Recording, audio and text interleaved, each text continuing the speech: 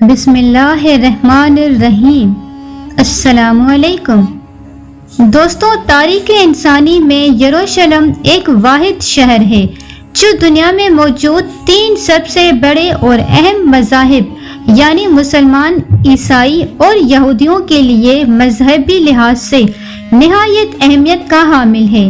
اس شہر کی تاریخ نہایت ہی پرانی ہے اور کئی مرتبہ اس پر حملے بھی ہوئے جس کے دوران یہودی در بدر ہو کر رہ گئے۔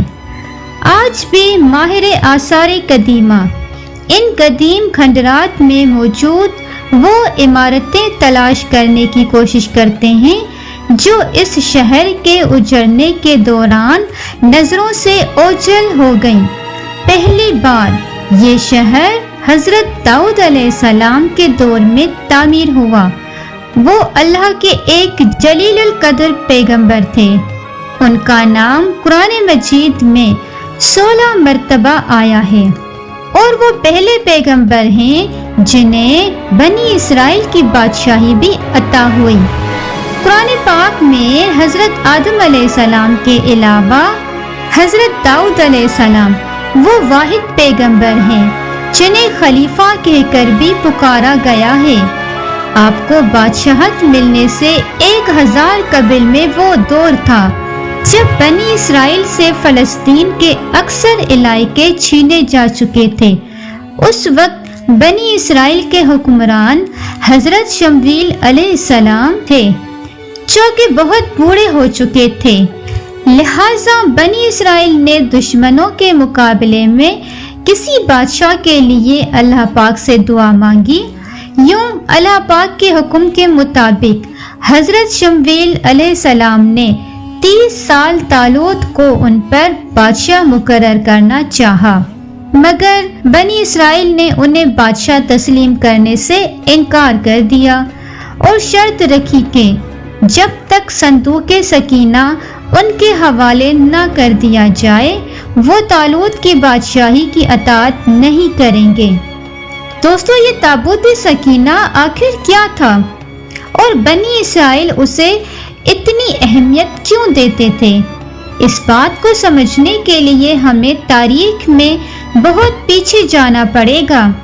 دراصل یہ لکڑی کا بنا ہوا ایک صندوق تھا جو حضرت آدم علیہ السلام پر نازل ہوا تھا اور پوری زندگی ان کے پاس رہا اور پھر بطور وراثت آپ کی اولاد کو ملتا رہا، یہاں تک کہ یہ حضرت یعقوب علیہ السلام کو ملا جنہیں اسرائیل بھی کہا جاتا ہے اور آپ کی اولاد بنی اسرائیل کہلاتی ہے۔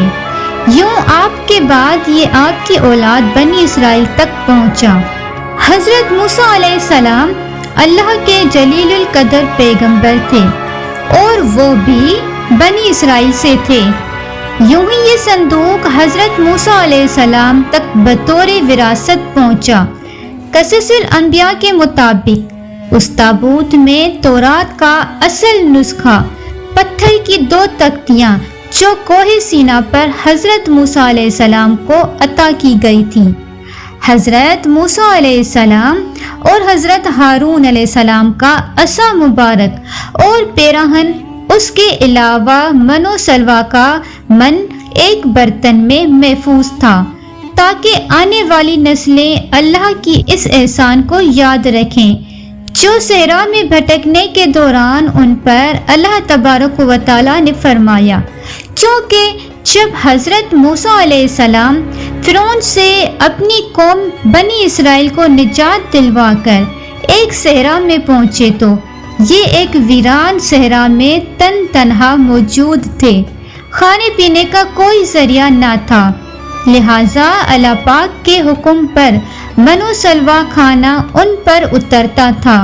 یہ تابوت در حقیقت اللہ کی طرف سے بنی اسرائیل کے لیے رحمت اور برکت کا باعث تحفہ تھا، اور انہیں جب بھی کوئی مشکل پیش ہوتی یا جنگ میں ہار کا خطرہ ہوتا تو بنی اسرائیل اس تابوت کو سامنے رکھ کر اللہ پاک سے جو بھی دعا کرتے وہ قبول ہوتی تھی۔ یعنی یہ تابوت بنی اسرائیل کے لیے تابوت سکینہ ثابت ہوا، مگر جب بنی اسرائیل گناہوں میں مبتلا ہو گئے، سرکشی اور ظلم و ستم کی انتہا کرنے لگے، تو ان کی بدعمالیوں کی نحوست کی بدولت ان پر اللہ کا عذاب نازل ہوا، اور قوم عمالقہ کے ایک لشکر جرار نے بنی اسرائیل پر حملہ کر کے اسے تہس نہس کر دیا اور بنی اسرائیل کی تمام بستیوں کو تباہ کر دیا، اور اس صندوق کو بھی اٹھا کر اپنے ساتھ لے گئے اور جا کر کوڑا کرکٹ اور نجاستوں کی جگہ پر پھینک دیا۔ اس بے ادبی کرنے پر اللہ پاک نے قوم عمالقہ پر بھی اپنا عذاب نازل کیا، یہاں تک کہ طرح طرح کی بیماریاں ان پر مسلط ہو گئیں، اور قوم عمالقہ کے 5 شہر دیکھتے ہی دیکھتے ویران ہو گئے۔ لہٰذا انہیں سمجھ آ گیا کہ یہ جو کچھ بھی ہو رہا ہے وہ دراصل اللہ کا عذاب ہے، جو اس صندوق کی بے حرمتی کرنے پر ان پر نازل ہو رہا ہے۔ لہٰذا انہوں نے فوراً اس صندوق کو تلاش کر کے بیل گاڑی میں ڈالا اور اسے بنی اسرائیل کی طرف روانہ کر دیا۔ اللہ پاک نے 4 فرشتوں کو بھیجا جنہوں نے اس مبارک صندوق کو اٹھا کر حضرت شمویل علیہ السلام کی خدمت میں پیش کر دیا۔ یوں حضرت شمویل علیہ السلام نے وہ صندوق بنی اسرائیل کے حوالے کر دیا، اور شرط کے مطابق یعنی صندوق سکینہ کی واپسی ہونے پر بنی اسرائیل نے طالوت کو اپنا بادشاہ تسلیم کر لیا۔ دوستو، حضرت داؤد علیہ السلام نے طالوت کے لشکر میں کم عمری میں شمولیت اختیار کی۔ اس وقت دشمن فلسطینیوں کے سپر سالار جالوت نے اسرائیلیوں کے مقابلے کی دعوت دی، مگر پورے اسرائیلیوں میں سے کسی میں بھی اس سے مقابلہ کرنے کی ہمت نہ تھی۔ یوں حضرت داؤد علیہ السلام کے اس مقابلے میں نکلے اور اسے قتل کر دیا۔ اس واقعے نے حضرت داؤد علیہ السلام کو بنی اسرائیل کی آنکھوں کا تارا بنا دیا، اور ان کے دل میں ان کے لیے محبت پیدا ہو گئی۔ لہٰذا طالوت نے اپنی بیٹی حضرت داؤد علیہ السلام سے بیاہ دی، اور یوں وقت گزرتا گیا، یہاں تک کہ حضرت داؤد علیہ السلام بنی اسرائیل کے حکمران بنے، اور انہیں نبوت بھی عطا کی گئی۔ آپ ہی نے یروشلم کی بنیاد رکھ کر وہاں تابوت سکینہ کی حفاظت کے لیے ایک ہیکل یا محل تعمیر کرنا شروع کیا۔ آپ نے بنی اسرائیل پر 40 سال تک حکومت کی، مگر آپ کے دور حیات میں یہ ہیکل بن کر مکمل نہ ہو سکا، اور آپ کے بیٹے حضرت سلیمان علیہ السلام نے اسے مکمل کیا۔ اسی بنا پر اسے ہیکل سلیمانی کہا جاتا ہے۔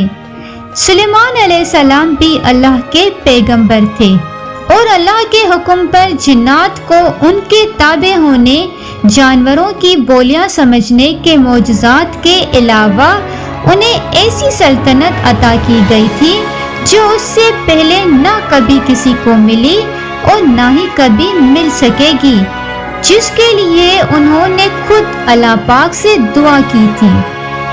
دوستو، ہیکل سلیمانی کی تعمیر میں 7 سال کا عرصہ لگا، اور یوں یہ 410 سال تک قائم رہا، یہاں تک کہ حضرت سلیمان علیہ السلام کے بعد بنی اسرائیل کے آپسی جھگڑے شروع ہو گئے، جس کے نتیجے میں 2 ریاستیں شمالی فلسطین میں سلطنت اسرائیل اور جنوبی فلسطین میں سلطنت یہود قائم ہو گئی۔ یہ شدید دشمنی اور خون ریزی ایک طویل عرصہ تک جاری رہی، یہاں تک کہ 7ویں صدی قبل مسیح میں حاشوری فاتحین نے سلطنت اسرائیل کا خاتمہ کر دیا، اور یوں بنی اسرائیل ٹوٹ کر صرف سلطنت یہود تک محدود رہ گئے۔ لہٰذا بابل کے بادشاہ بخت نصر نے سلطنت یہود کو بھی تباہ کر دیا، اور اس دوران اس نے ہیکل سلیمانی کو بھی مکمل طور پر تباہ کر دیا، और ताबूत सकीना ऐसा गायब हुआ कि फिर आज तक न मिल सका, जबकि यहूदी भी इस हमले के दौरान दरबदर होकर रह गए। इस वाक़े के 70 साल बाद ईरानी बादशाह कोरश कबीर या जुल्करनैन, जिन्हें साइरस द ग्रेट भी कहा जाता है, उन्होंने यरूशलेम पर हमला करके बिना किसी खूनरेज़ी के यरूशलेम का कब्जा छुड़वाया। यूं यहूदी दोबारा यरूशलेम में आबाद हो गए और हैकल सुलेमानी को तामीर करना दोबारा से शुरू कर दिया।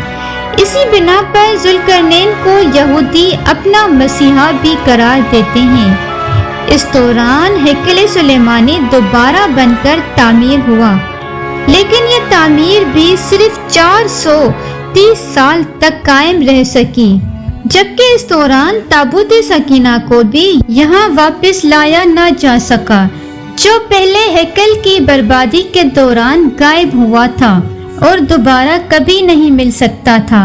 इसी अरसा के दौरान यहूदियों ने रोमियों के खिलाफ बगावत के नाकाम कोशिश भी की, लिहाजा 70 ईस्वी में रोमन हुक्मरान टाइटस ने यरूशलेम को हमला करके तबाह कर दिया और यूं हैकल सुलेमानी भी दूसरी मर्तबा तबाह हो गया। इस हमला के दौरान तकरीबन 1.5 लाख यहूदी मारे गए, जबकि हजारों को गुलाम बनाकर जंगली जानवरों के आगे डाल दिया गया। इस खून खराबे के बाद कोई यहूदी ये बताने के लिए भी जिंदा ना बचा ये संदूक सकीना का क्या बना। मगर दोस्तों, आखिर ये संदूक सकीना इस वक्त कहाँ मौजूद है? इस मौजू पर दुनिया के मुख्तलिफ हिस्सों से मुख्तलिफ दावे सामने आते रहते हैं।